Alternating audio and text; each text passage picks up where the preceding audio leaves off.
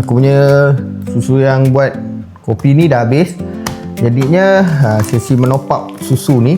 Tapi hari ni aku nak cerita sikit bukan pasal susu yang ni tapi aku nak cerita pasal susu yang ini.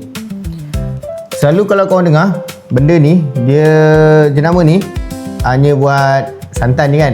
Tapi sejak dekat ada satu kedai yang warna biru tu, dia dah start jual kopi kelapa So susu ni pun dah juga masuk pasaran.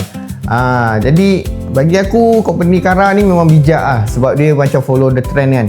Okay, so kalau korang nak dapatkan, kalau yang siapa-siapa nak buat kopi, benda ni sebenarnya kalau macam contoh korang tak ada buat kopi, tak guna mesin tu pun okey je sebenarnya. Kalau korang guna susu ni masih okey.